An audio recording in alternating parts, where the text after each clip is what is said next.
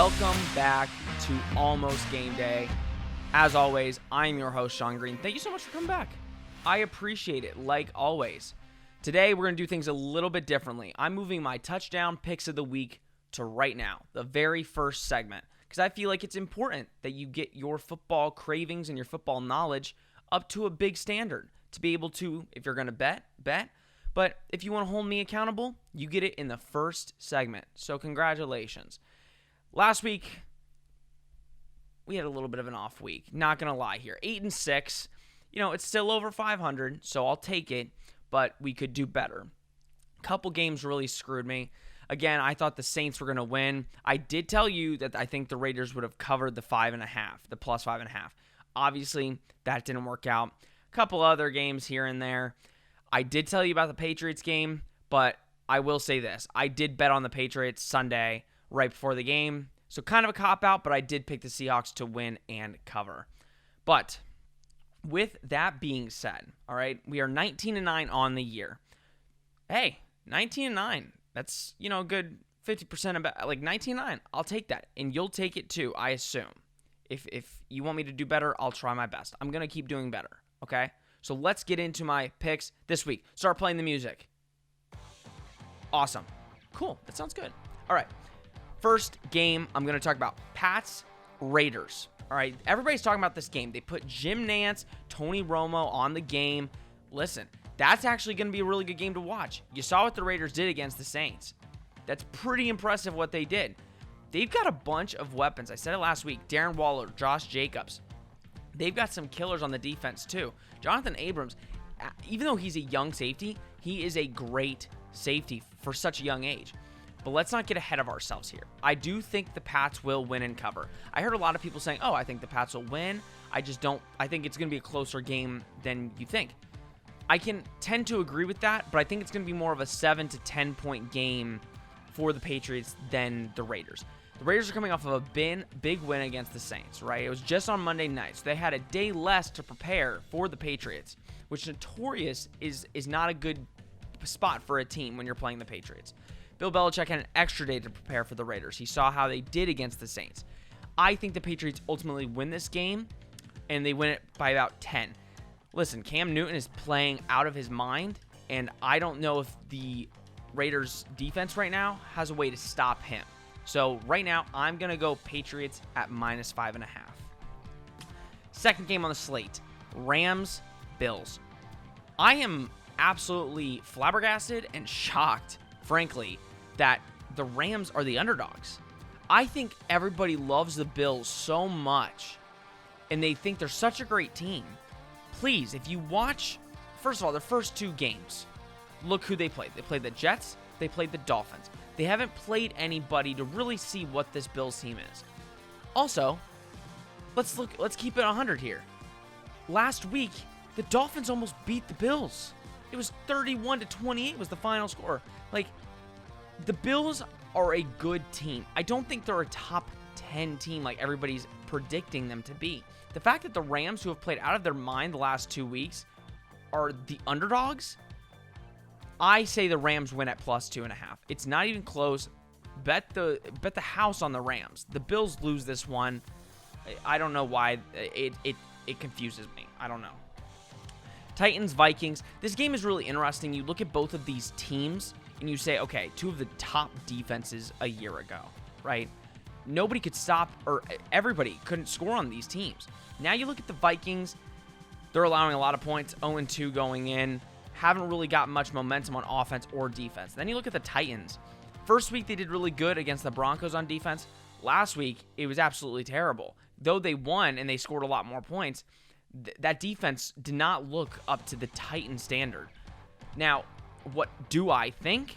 I do think the Titans will win this game at minus 2.5. Listen, the Titans are a much better team than the Vikings. The Vikings right now don't have an identity. Kirk Cousins doesn't look like he is comfortable as an offense. It looks mixed up. The Vikings look mixed up and they don't know what they're doing. So right now, the Titans are the better team. I say take the minus 2.5. And the Vikings might, they just gave Mike Zimmer an extension. For this team to be kind of struggling right now, not the best look for Mike Zimmer getting that new contract. So I'm going to go Titans here. Steelers, Texans. Okay, here's my thing with this game. If the Texans lose, which as you see I'm predicting them to lose, Bill O'Brien's going to get fired. If not this week, in a couple weeks. The Texans are not a good football team. You look at that team from top to bottom, it reminds me actually a lot of the Vikings, right? You have Deshaun Watson, who is your franchise quarterback. Besides that, you don't have much. You traded your number one receiver, obviously for cap reasons. You tried to pull a Bill Belichick. We get it. But you look down the line at the offense, nothing stands out on paper. Brandon Cooks hasn't had a good past couple of years. Since he's got traded from New England, he's kind of struggled. So you get him on that offense. Kenny Stills hasn't done much. David Johnson's played well, but when you're not having a passing game and you're only running, you're not going to do much. That defense has always been notorious for giving up points. They stop defenses, or they stop offenses in the right moments, the right time. But this defense isn't that great. The defense is better than the offense, in my opinion, but the defense is going to give up a lot of yards. I think the Texans are pretty much done for this season.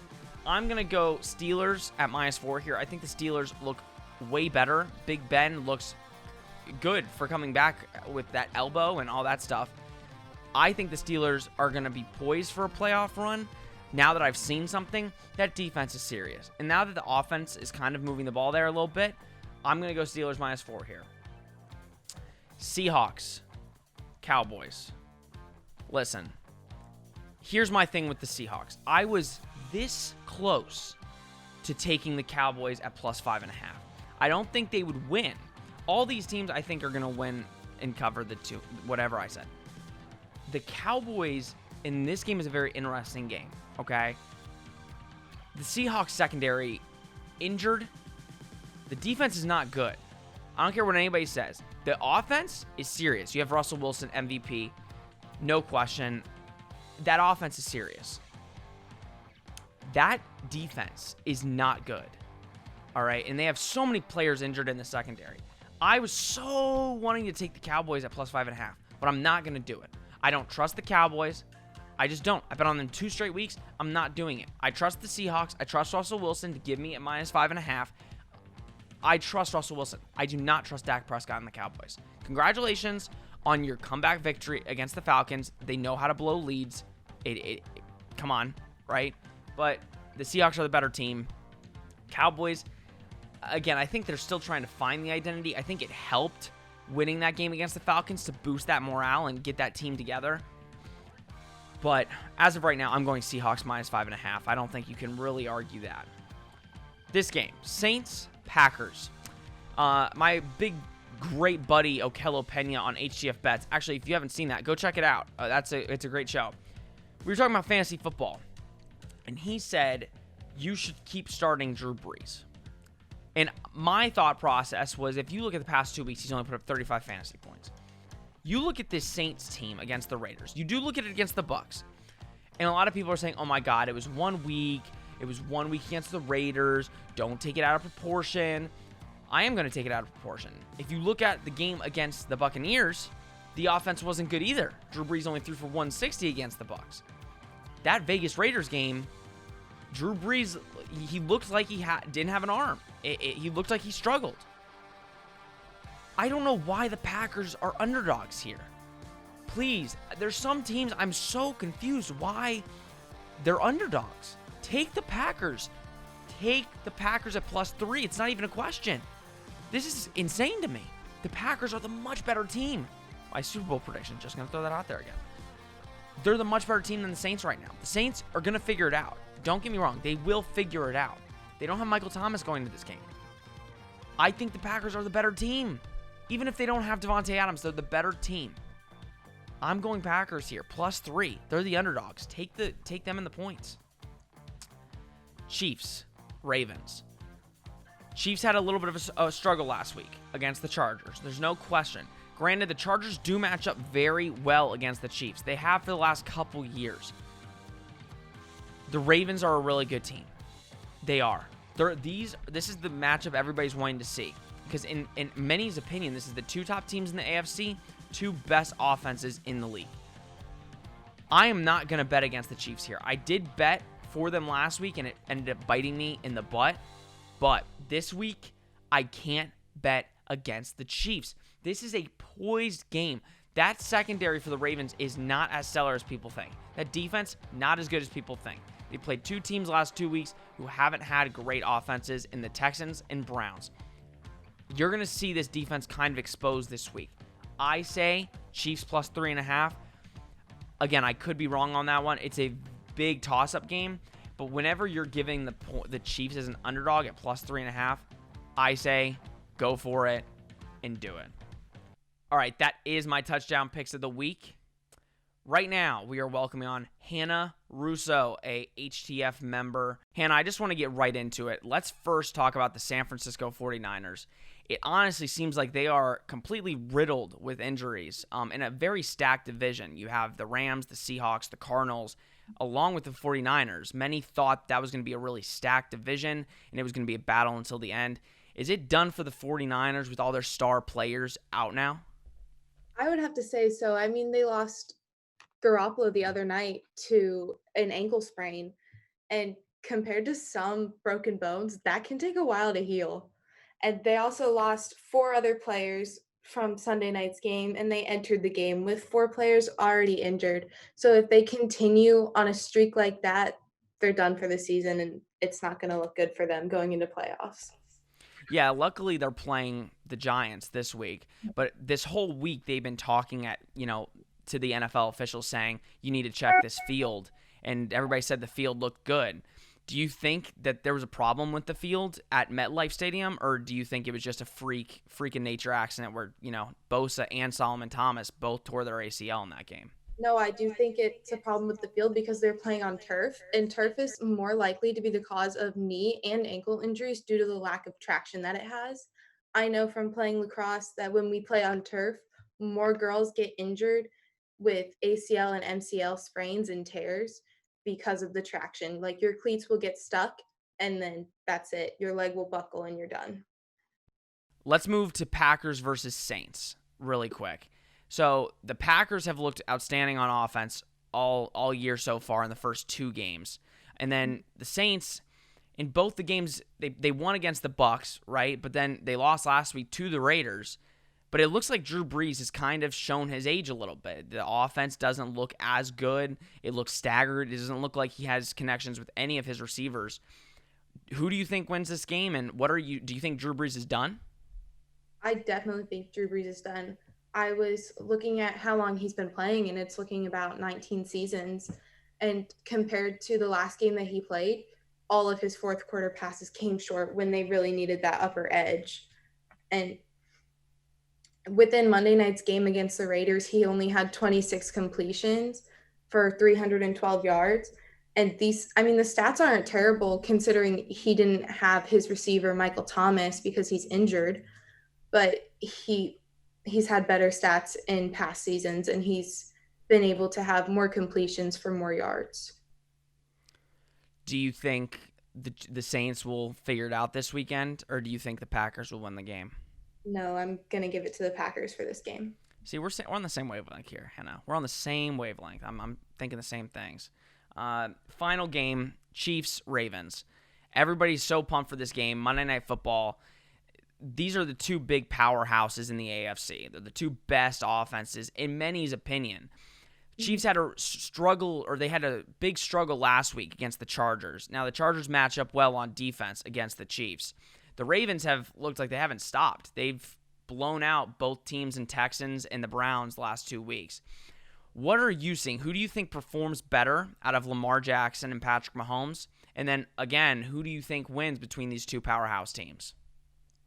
I think Jackson is going to perform better. I look at this game kind of how I looked at the national championship between Clemson and LSU last year with the quarterback matchup, because they have very similar stats, and Jackson is known for rushing or running the ball, just like Trevor Lawrence is at Clemson. So I'm going to give this game to the Ravens.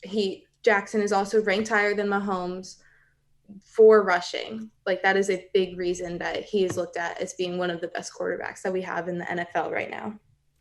It'll be an interesting one. I know you guys saw I picked the Chiefs, so that's the one time me and Hannah disagree on something, but it's okay. We're pretty in sync with all the other games. Hannah, thank you so much for coming on. I really appreciate it. Up next, Dante Marchitelli will join me here on Almost Game Day, the Orlando Magic Sideline reporter. We talk for a long time about a bunch of different topics, so stay tuned.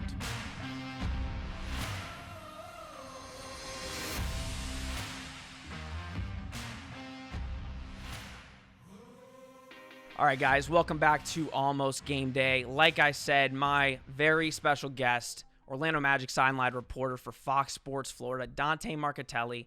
Dante, thank you so much for coming on. I know you were really busy. It was a little hectic during basketball season, so I really appreciate you being able to chat with me now that the offseason's here. How you doing?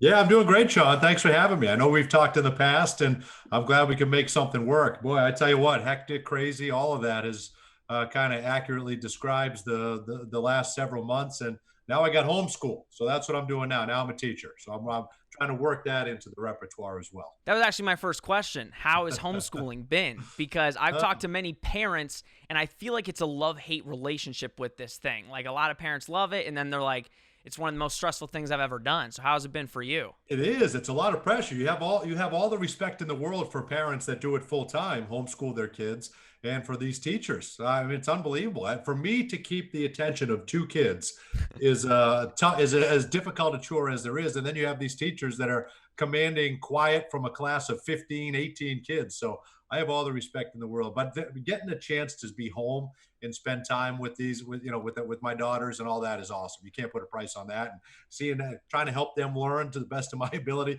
That's the thing, Sean. I know the curriculum. I can do kindergarten, first grade, but it's just getting them to sit there and go through it. You know, kids, it's hard for a kid to sit and look at a computer. We're used to it now through Zoom and all that stuff. They want to be in a class with their friends, and hopefully that day is coming soon.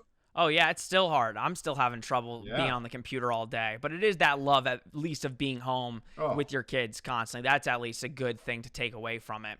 One thing I just want to say is good job to you and your team. After watching all of your broadcasts over the bubble of the NBA, you guys really killed it.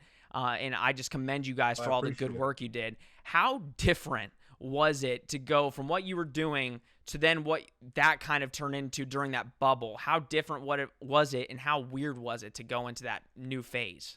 Oh, it was so weird, Sean. I'll go back to the very first time we drove in to do that scrimmage, the first scrimmage game that we put on Fox Sports Florida, and driving into the garage. There's no line to get into the garage. There's no person greeting you and checking your ID when you get in there, your parking pass. And then you pulled right up to the floor we wanted to go to, and we walked into the building. There's no fans, there's no noise, there's no cars, there's no fanfare, no music. You're greeted by security, and then you take your temperature when you're walking into the building. And then you just get in the elevator, which is never there. You always have to wait for the elevator. And then you take it up to the concourse and walk to the set, and you're not stopped by anybody. It was just surreal. I mean, for me, obviously calling the games and being around the team and watching a basketball game is for me is as fun as it gets. But you're right up there. Just as fun for me is interacting with fans and getting to see fans on game day experiences, and to not have that. Oh, it was just completely night and day. To not even be in the same building as the team was just so bizarre. But then so I can't even imagine how the players feel. We feed off it for our 30-minute pregame show. When you're doing a broadcast or something like that, you're doing your pregame show, postgame show, being interviewing players during the game, being around that crowd atmosphere. There's nothing like it, and we feed off of that. So I can't even imagine for the players how much adrenaline they get from a screaming, raucous crowd. So that was the first thing you notice is just how much you miss the fans on a game day experience, and then realizing, Sean, we got free reign of the building. We can go wherever we want inside Big Amway Center. Yeah, it's a pretty big building. It was crazy. Yeah, it was exactly almost 900,000 square feet, and we can go anywhere we want, within reason. And so anyway, just kind of walking around and just how eerie it was in there, not having the team or fans in there. And then, and then your broadcast is different, and if you're doing a show in a studio, you have to muster up your own excitement anyway. When you're at a live venue, you're feeding off the crowd, and that kind of gets you going. So you had to provide your own juice, bring your own energy and your own excitement, which was fine. It's what we love to do, but there's just so much different with not having the team and not having fans in the building. At least we still get a moment with Dante. That it felt really normal. At least we still got that. Good. Okay. But Dante, Well, I that's good. followed you on Twitter for as long as I can remember. I've been on Twitter because one thing we Okay. have in common, other than being Magic fans, is I'm a Boston sports fan just like you. I know Are you. you? Yes, Okay. I'm a big Boston sports fan. Everybody hates me for it, but that's why it's like great to follow you because I can see Magic stuff, but I can also see like Patriots and all that kind of stuff. Right. So I get the best of both worlds. How was it like? I always thought, I'm a big Magic fan, right? If I ever worked for another team, how did you come and work for the Magic and then say they're playing the Celtics? How is that love kind of split between the two? Because you work for the Magic, but then Yeah. you're like, oh, I was a Celtics fan growing up. So like, how you split that love? Well, it's a great point. I mean, I think you quickly realize the team that's signing your paychecks is the organization that you're going to I show your figured. allegiance to. Yes, you're going to show your allegiance to. And then it was kind of a natural transition. Like I wouldn't say I rooted for Boston against Orlando ever because once I came here, started, got the internship, and was so thankful for the opportunity to be a part of the Magic organization. I always was a Magic fan, but what I did is, when the Celtics came to Orlando, figured, okay, I'm working, I'm at the game. Obviously, that's going to be very easy for me to root for Orlando. I get the crowd with me, and then I'll just be neutral when the Magic go to Boston. I'll just be neutral and whoever for the first year or two, and then it was the Celtics were so bad when I started. So my first year was '98. It was 98, 99. It was at the ML Carr years. They were tanking to try to get Tim Duncan, and then just to try to go in a completely different direction. So it was kind of easy to not be a fan of what they were doing. So I kind of made the transition a lot easier for me. But it's still, if the Magic get eliminated and they're out of the playoffs, like right now, for example, then yeah, you kind of still have a natural allegiance to where you're from. But I thought the hardest part would be in 2009, Eastern Conference Finals, playing the Boston Celtics. I'm sorry, Eastern Conference semis, playing the Boston Celtics. I thought it would be, I thought it'd be interesting when I go to Boston and seeing all people that I cheered for the Celtics with. That was easy. That was the easiest thing in the world to root against that Celtics team. Being there, being a part of that with the Magic, I had a blast with that, and that was probably the most fun series that I've ever been a part of. You never get to talk football. You have to go on Twitter to Right, talk football. right, So what are right. your thoughts on this year's Patriots team with Cam Newton now taking the helm? What are your thoughts? Well, you know what? We've thought for years, and if you're a Pats fan too, you would know this. The dynamic of a running quarterback is something that we have not had for 20 years. I mean, we know that flat out, and we've defended so many teams that have had mobile quarterbacks Yeah. that it just changes what you do defensively. It's been so hard for us to cover the real good ones, the Lamar Jacksons of the world, and so the Michael Vicks. If you go way back, and there's so many great running backs that have the ability to create on the fly and create with their legs. And Favre was able to do it. And Aaron Rodgers is mobile and he can throw on the run. And those quarterbacks, just Andrew Luck, just adds something different. So that's been interesting to me is to see that whole, now what's Bill going to, he's got to dig back into his bag of tricks and what can he pull out with the mobile quarterback. So I think that's fun to watch. I still think, Sean, at the end of the day, you didn't get the guy any weapons. The guy still, that was my problem with, we never surrounded other than Randy Moss, who's as good as it gets. And ironically, those Randy Moss teams never won. They should have had a perfect season.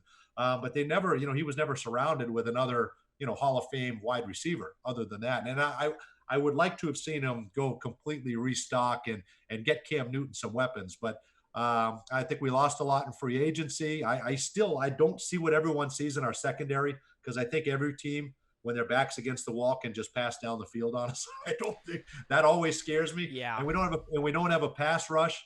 But everything. But obviously, I love that. I love that team. I love Julian Edelman. Sony Michel can play, and you've got some good guys on the offensive line. Love having Andrews back. I think that's a great story. But it's a new dynamic at quarterback, and I think that's going to be interesting. Only time will tell. We'll sure. find out in the next couple months what will happen with that. But so I know you went to Liberty University and Right. you said you wanted to do radio. So how and when did Fox Sports come to you and say, hey, we want you to go onto TV?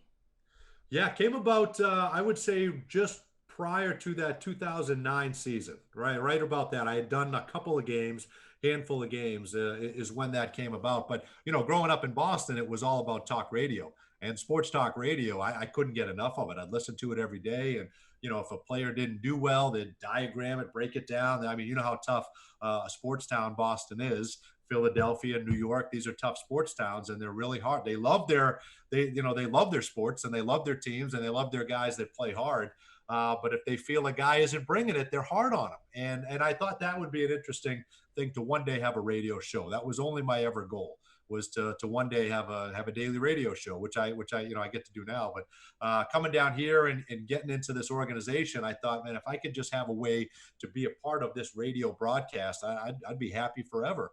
And I got to do that. And then Fox Sports Florida reaching out and giving me the opportunity to be part of the telecast was something I never dreamed would be possible. I never did. It was something I never really pursued. I always had it in the back of my mind. I would love to try it at some time. I think that'd be fascinating, but it's so intimidating. You see all the people that go into it though, and you see walking into a TV truck is still one of the most intimidating things, just because you don't really know how all that works. And you got 10 people crammed in there, and they're just really, truly making magic. I mean, to try to find a way to put all that into what you see on TV, it's just remarkable. So I have the utmost respect for, the camera people, everyone in production, everyone behind the scenes, the producer, the director, and all that stuff. So it's always kind of been an animal that I've had so much respect for, but just thought, it's never going to be something that, I'm going to have an opportunity to do. And then when I got a chance, I said, I can't let this get away, and just kind of make the most of it, make sure I was studied up and prepared, and find a mentor and talk to as many people as possible, and just try to get better every day, and just, my goal, Sean, is when people put on the telecast, I want them to look and say, man, this guy looks like he's having a good time. He looks like he's having a lot of fun. And he looks like he can't believe he's getting to do this. That's how I feel every time I get on air. It definitely looks like that. No question. It seemed like you were natural from day one. Like every time consistently there, it's a great broadcast, and you do great work over there. I appreciate it. And Sean, and I'll give it, this is the best advice I got, and I think it works on radio and TV. But I think, as someone told me, just whoever you are the most comfortable talking with, and for me, talking sports or whatever, for me, it was my dad. Imagine that's the only other person that's the only one you're talking to. Imagine that's the person on the other end of the camera, on the other end of the radio microphone.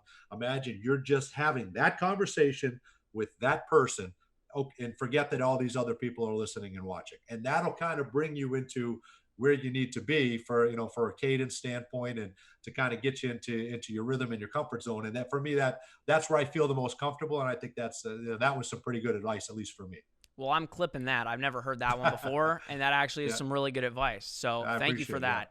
I'm going to get off topic really quick right here. I was looking at some pictures of you from like years past. Number one, your beard game is superb. Like, I wish I could grow the type of beard that you grow. But you will. It'll come in, and you're going to have a lot less gray in yours. See, that's true, but I think the gray looks pretty good on you. The last couple of years, the gray's a little good touch. But the one that I want to know is, when's the goatee ever going to come back? Is that goatee going to come, or is it gone like for good? Because you were rocking that goatee years ago. I was. That was my go-to. Was that goatee. I had it in college and thought it was a good look to keep down here to Florida. And I don't know. You don't see it a ton now. I think everybody's kind of gone to the beard or bust.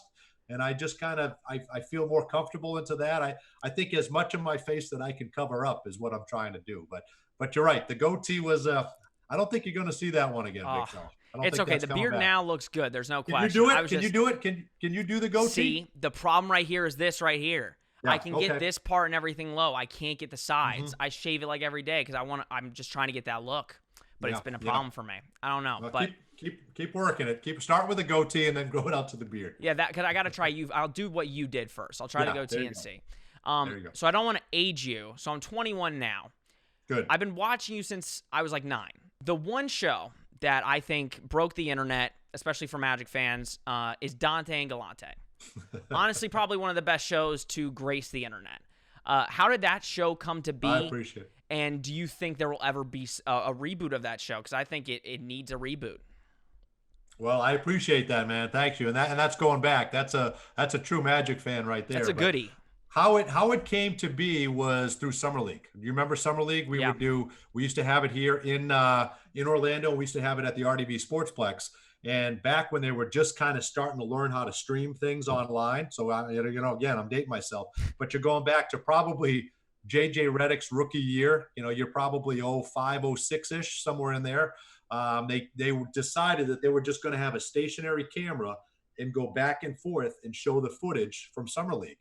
And then, so they did it for a day, and they realized it was kind of high up and kind of hard to see. So they came to me and just said, right place, right time. But they just came to me and said, can you just say the names of the people that scored the basket and then give an occasional score, just so people that are watching at home can kind of follow along. And I said, yeah, sure.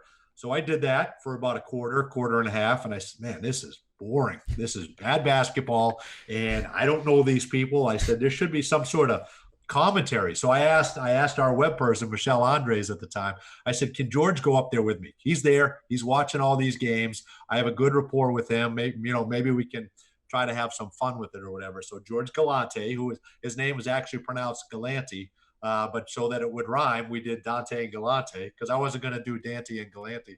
So we did. That'd be funny. It would be funny. So he came up there and we started calling the game for about a half. And we finished that first game and we said, man, this is rough. We got to mix it up. So we started, at the time, you didn't have text message and you didn't have everything that you have now. You didn't even have social media. So we did email, and we created an email account, and we said, send us an email. Could be anything from how to cook salmon or, anything about these basketball players, and we'll answer. And that's what we got, was a bunch of those emails. And we would get, close to 1 or 2 million hits. We got over 1 million, close to 2 million during a 1-week span of Summer League. People checking in to see. We had internet, the internet was crashing at times for our website and things like that. So we realized there was a following, at least, for these people. And, George and I still joke about it. We still contend. NBA TV didn't want anything to do with it. And then they realized these people were watching from all over the world. Maybe this is a viable product, and look what it is now. So they kind of took it over and took it to another level. But based off of that, now Summer League is over, and they came and said, we got to find a way to capture that still. You guys were a lot of fun, and we were just goofing around. We didn't know if people would like it or not, but we turned it into an internet show, and then eventually it got a TV show where it was on every week. I think too, Sean, it was the right time. When we kind of got into the TV show, and well, now you got Dwight Howard, now you got Jameer Nelson, Hito Turkoglu. So I said, I'm sitting in a production meeting, and I said, what if we did a segment? Can't understand Turk. What if you did a segment called "What Did Hito Say?" Oh, one of the greatest segments ever. Ray said, we play a clip from Hito, and we get a guy to see if he understands it. His teammates certainly will know what he's saying. Well, then we did the first one, and JJ's like, what? He couldn't understand it. Play it again. And then we did his teammates, and then Hito couldn't understand it. So it you had great personalities, and I think that made it work. And George and I developed a decent chemistry, but it was just kind of literally any idea we came up with, we tried to go out and shoot it. And that was a lot of fun for us. But we'd love to do a reboot. Now we're in 2020. We'd love to bring it back. Anything can happen this year. Anything can happen. It needs to happen. Any ideas you have or how we can do it, we're all ears. Oh God, yeah. I need to come up with some stuff, because that show needs to come back, especially for Magic fans. Now, so that's the thing. That Dante and Galante time, right? That was during peak Magic years, right? So the team was so good. Then you hit like 2012, and then from there on, it's struggle, right? As and I've always wondered, as a broadcaster, right? You love the team so much that you're doing. So when a team's struggling, how hard is it to basically keep it professional, but also you're a fan, and it's like, oh, you're struggling to watch. How is that for you when through those years the team's struggling? It's a good question, and I think it's a question for any team that's going through a rebuild or a reboot of whatever sort. You're not crazy going into it, because it means an extended period of time the team's not going to be good. And I think fans understand that, and from and you can understand that the games can be tough and all that, but you really buy into the players. You see every day behind the scenes how hard they're working, everything they're putting into it, and then you hear from management and the coaches why we believe in this guy, or why we're trying to get this guy to do this, and you find things that these guys are working on. And, then you get this guy that comes in and, and he's trying to put food on the table for his family. He's trying to make an NBA roster. Easy guy to root for when you get, a couple of those guys thrown into the mix. So every time they get on the floor, man, you're excited anytime they're able to bring anything. So you want to win every game, but you understand there are smaller victories, quote unquote, inside the game that you can point out. So you try to determine a few of them in the pregame, and then you revisit them in the postgame. But the games are tough. You're sitting there. You want the team to win. It's hard on fans and all that, but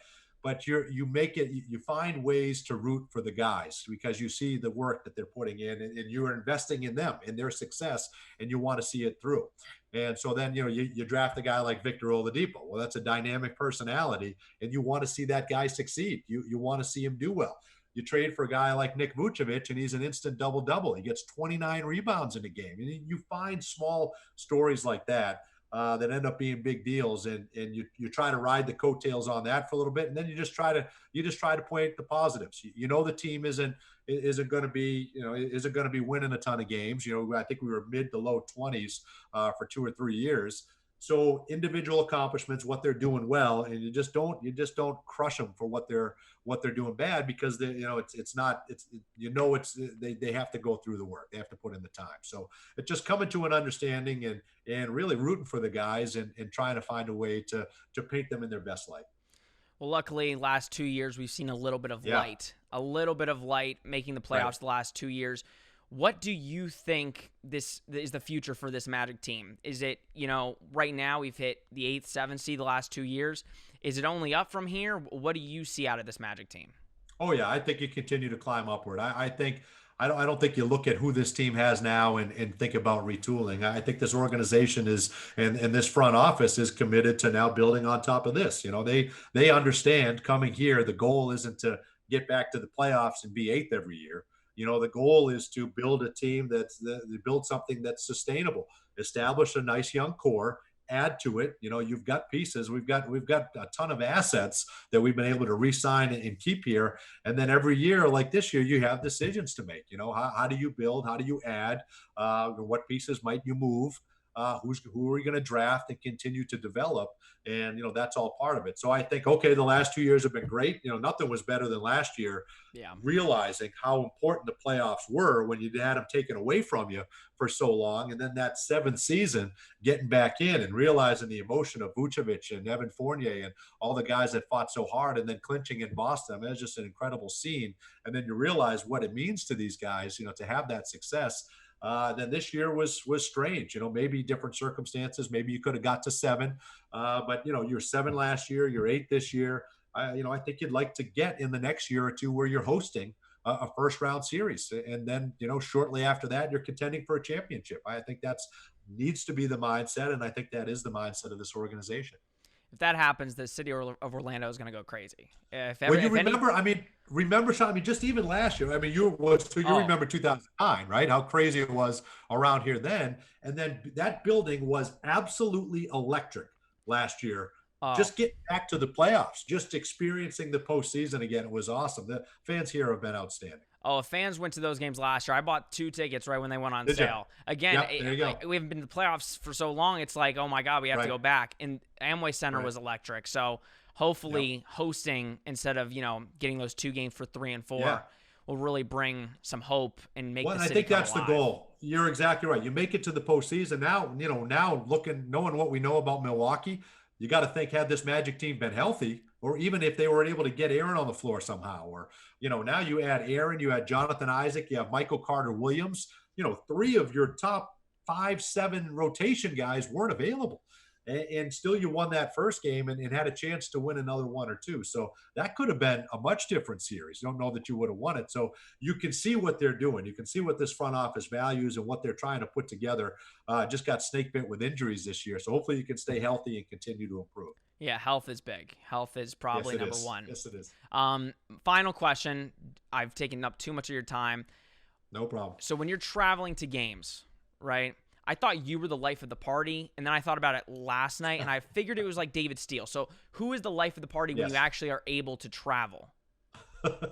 We all gravitate to David. Let me tell you, this is a guy that's, we all have our own way of kind of cutting in and making it fun. I think everybody carries their weight equally, but David's he's a Magic Hall of Famer. He's called college championships. He's seen it all. He's been to NBA finals, and the stories that he can tell, and the when you watch the broadcast, how witty he is, and the things he's able to weave in and out of a broadcast. we're big fans of David Steele. There's nothing like being on a bus at 2 a.m. with David Steele when he's feeling a little giddy. It's pretty after a long flight and everybody's tired and cranky. You just want to get to the room. So we all have our own skill sets and we all have our own moments, but we all tend to gravitate towards David. Well, I'm a big fan of you, Dante, and I appreciate you it, man. coming Thank on you. here. I've learned a lot from you over the years that you don't even know you've taught me. So thank you for teaching me those, and keep doing what you're doing. And I hope in the future we can talk down the line and meet up at some point. So thank you for coming on. I appreciate it. Well, thanks for having me, and it's great to meet you face to face. And just based on how you conduct yourself, man, you're gonna be working alongside with me, or I'm gonna be watching you on national TV one day. So keep up the great work, and we'll be in touch soon. Okay. I appreciate it. All right, Sean. I hope you enjoyed that interview with Dante Marchitelli. Great guy. Look up to him a lot. I hope you enjoyed it. But we're going to have many more interviews over the next couple weeks. So please, number one, subscribe down below. HTFN. We're killing it with the content. So please, follow us down below. Subscribe, like, share, do all that stuff. Then follow us and me on Twitter at Sean M.R. Green and then at Hitting the Field. We love to get more followers, talk to you guys, get more ideas. And if you want to join us, email us, htfn2020@gmail.com. All right, guys. I hope you enjoyed the show.